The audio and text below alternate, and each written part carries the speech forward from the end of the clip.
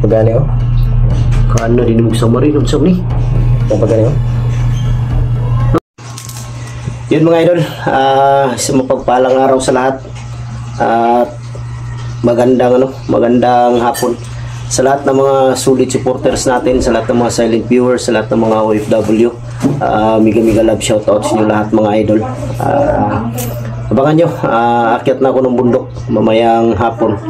May importante lang akong pinuntahan ngayon mga idol, at bisitahin natin at kamustahin natin yung kanyang kalagayan, at alamin natin kung paano siya nakatakas, kung sino yung tumulong sa kanya at kung saan siya pumunta.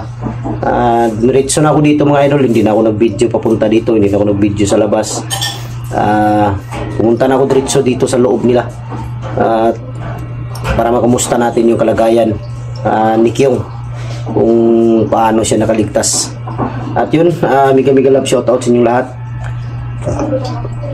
sa lahat ng mga solid supporters, sa lahat ng mga silent viewers, OFW, kapatid nating mga Muslim at kapwa ko Guardians Brotherhood Incorporated. Miga love shoutout sa inyong lahat. Maraming salamat sa inyong sa inyong walang sawang pagsuporta mula noon hanggang ngayon. Pasensya na talaga kayo kung natagalan tayo pag-akyat sa bundok, dahil kagahapon hindi ako nakaakyat mga idol, dahil may nasikaso din ako. Pumunta ako kay Lolo at may may issue na naman akong na natanggap na balitaan na yun daw baboy yung baboy daw na pinili kay Lolo, hindi daw yun para kay Lolo, para daw yun sa akin. Kung sino man yung nagsabi nun, isa kang dakilang anak ng Diyos, napakabuti mong tao. Sana kunin ka na mamaya. Sana mawala ka na sa mundo. Ang galing mo gumawa ng kwento, para kang si Boy Abunda. O babae ka man o lalaki, sana hiling ko na makadinggi ng Panginoon na kunin ka na mamaya, bukas o sa sunod na araw. At yung yung bigas at saka pagkain ng baboy, binidyo ko lang daw yun sa bahay ni Lolo, pero pagkatapos daw dadalhin ko daw yun sa bahay. Ano naman gagawin ko doon sa pagkain ng baboy sa bahay? Wala naman akong inalagaang baboy. Ano yun, kainin namin.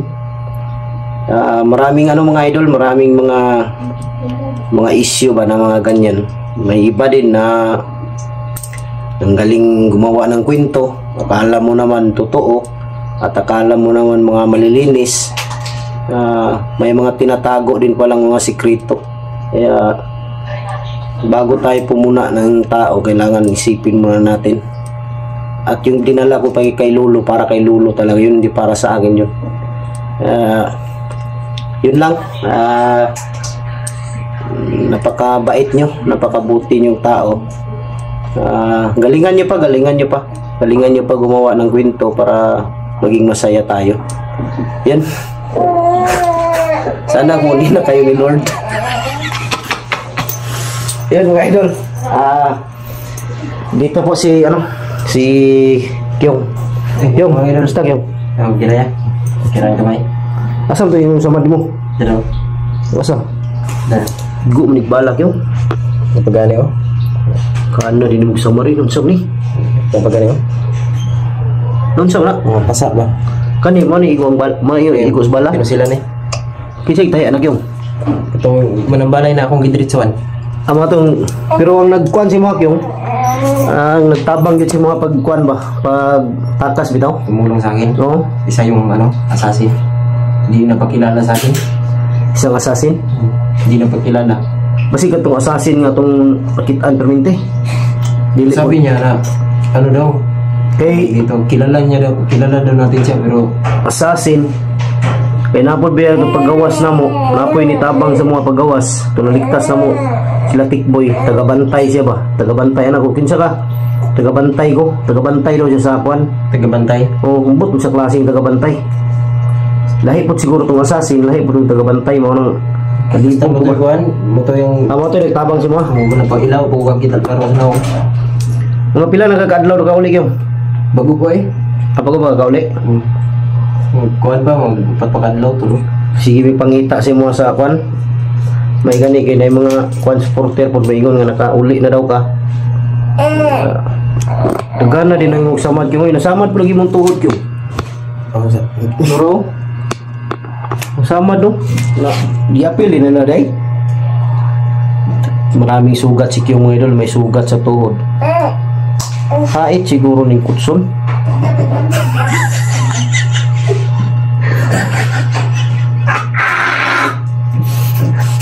Yan mga idol, biro lang yan. Ito yung ano mga idol. Anak ni Kyong, si pangalan nito, si Sidin Gray. oh, si Dean Gray.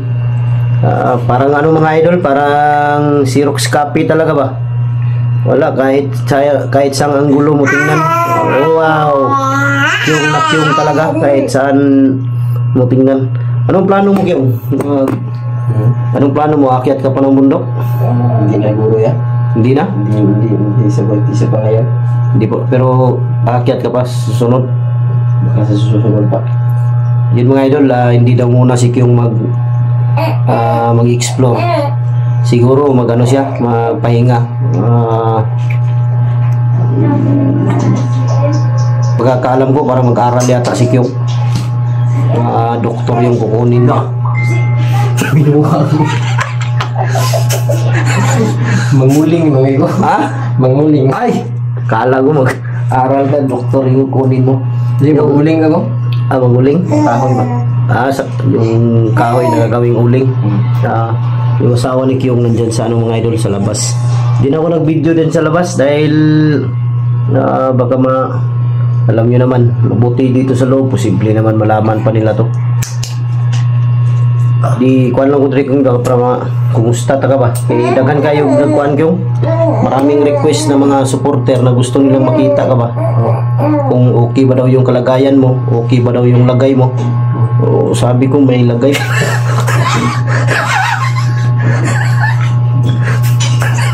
Okay naman yung lagay ni Kyong mga idol. Na dala-dala niya pa. Hindi, okay lang siya, okay. Salamat nga yung asawa niya, umiyak yun kanina. Nagkwento sa akin. Salamat siya na nakauwi daw si Kyong. Dahil lang araw din tong nawala. Akala daw niya na wala na si Kyong. Pero nagulat lang daw siya na may kumatok. Sobrang bilis ng pagkatok. Pagbukas niya si Kyong. Kaya malaki yung pasasalamat niya na nakauwi si Kyong ng buhay. Dala-dala niya yung ano niya. Kwento siya kanina na kung ano yung pinagdaanan niya ba habang wala si Kyong. Stress daw siya mga idol. Malungkot, gabi-gabi umiiyak dahil naalala niya si Kyong ba. Wala siyang kayakap tuwing gabi. Kaya siyempre dahil alangan naman mamiss mo talaga yung taong mamiss mo talaga yung taong mahal mo, lalo na pag gabi-gabi mo katabi, tapos pagising mo nandyan, tapos nawala si Kyong, pagising niya wala. Kaya mahirap mga idol, lalong-lalo na sa totoo lang, mahirap talaga, lalong-lalo na may batang maliit. Sa kanya lahat yung gawain yan. Buti lang kung nandito si Kyong dahil makaalalay siya. Kaya niyan, nagluluto yung asawa niya, si Kyong yung may hawak ng bata. Sa duyan matulog Kyong. Sa duyan. Kasi dito hindi dito Kyong, masikip. Baka maipit yung bata Kyong. Delikado. Yan, sa lahat po ng nagtatanong kung ano nang kalagayan ni Kyong, ito na mga idol, napuntahan ko na. Yung asawa ni Kyong mismo yung nag-message sa akin. nakauwi na daw si Kyung. Kaya ako'y nagpapasalamat at nagpasalamat din ako sa taong tumulong kay Kyung para makatakas. Kung saan doon nitahi anak yung kanang nitabang si mga tiguang lalaki, babae. Babae. Dili po siya manambalay. Balay siya. Manambalay siya. Magagamot. Gwapo to siya makuha, no? Pero layo siguro to Kyung. Alayo kayo? Naon pa sa banwag ng robot sa tunga bukid kung naagyan. Lagi mamigsa pa. Ay, layo. Kami ng ilog. Layo di ay? Naman kami ng ilog. Pero gihatod yung katong nitabang si mga paggawas yun. Antod sa naay kalsada. Oh. Pero pag abot sa kalsada, wala na siya ni kuyog si mga. Ibalik na po siya. Kapo na maganda niyan malaman natin kung sino yun para pagbigay din tayo ng ganti ba, makatulungan din natin siya kung sino yung taong yun na tumulong sa iyo. Pero nasa bundok lang daw siya. Nasa bundok lang daw siya pero hindi daw siya masyado nagpapakita. Kung assassin yan, may assassin na tumulong din sa atin at may tumulong din sa amin paglabas, kami Latikboy. Dala yung mag-ina niya na sabi niya tagabantay daw siya. Hindi natin alam kung ang assassin at tagabantay ay isa. Kaya yun ang alamin ko pagbalik ko sa bundok. Dahil kailangan din ng tulong ng, nalaman mo naman siguro yung mag-ina ni Kidlat, 2 bata nakuha. Kalawag ko yun. Mabuti na lang pala mga idol, si Kidlat at si Pau nagkita kagabi. Nakita ko sa upload video ni Pau yata yun. Nagkita sila ni Kidlat. Nagkita sila sa sa Mount Manuwag yata sila nagsalubong. Kaya ako napasalamat na rin ako para masamahan ko rin si Kidlat para sa paghahanap ng kanyang mag-ina. Yun ang tatargetin namin sa pagbalik ko sa bundok. Basta babalik ako mamaya, sabihin ko na lang kahit na umarang sila, mag-iba na lang ako ng daan kung saan ako dadaan na mas madali ako makapasok sa area. Hindi ko lang alam kung saang area ako lulusot. Hindi ko alam kung saan ako area papasok ko na. Basta malalaman nyo lang yan mga idol, dahil makikita nyo naman yan sa upload kong video. At si William din pala, kailangan din yun ng tulong at gusto ko rin makaharap yan si Commander Waway dahil sinabi ni Lolo Pedro kung ang sikreto ni Commander Waway. Pag yan nakipaglaban na naglalaway daw yan, delikado daw yan, sabi ni Lolo. Kailangan hindi ka tamaan ng kanyang laway, kasi kung tamaan ka baka malason ka ba. Lason pala yan yung laway niya. Siguro 1 taon walang toothbrush yan. Sinabi ni Lolo ka bago ako umalis na, Buster, yung laway ni Commander Laway ni Waway, delikado yun. Kung sino yung matamaan nun, pwedeng mamatay or pwedeng mawala daw sa sarili ba, parang ma-hypnotize din. Kaya yun daw ang iwasan. Kaya sabi ni Lolo, orasyon daw. Dahil kung bala to bala, sayang daw yung bala, hindi daw tatablan yun. Kaya orasyon daw ang gagamitin, sabi ni Lolo. Kuan lang yung kung kailan mo gustong umakyat yung mabuti pang tama din ang desisyon mo, mag-relax ka muna, pahinga ka. Dahil ilang buwan ka ba nawala yung? Muntik na mag-1 buwan. Muntik mag-1 buwan. Kailangan bumawi ka muna sa sa pamilya mo, sa anak mo, siyempre sa asawa mo. Dahil mag-1 buwan, malapit 1 buwan pala. Walang yung ganda ng ngiti ni Kyung mga idol. Sabi niya malapit na namang dumilim.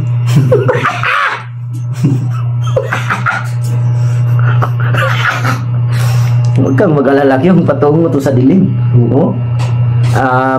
Alas 2 na pala. Kaya ako nagpasalamat mga idol.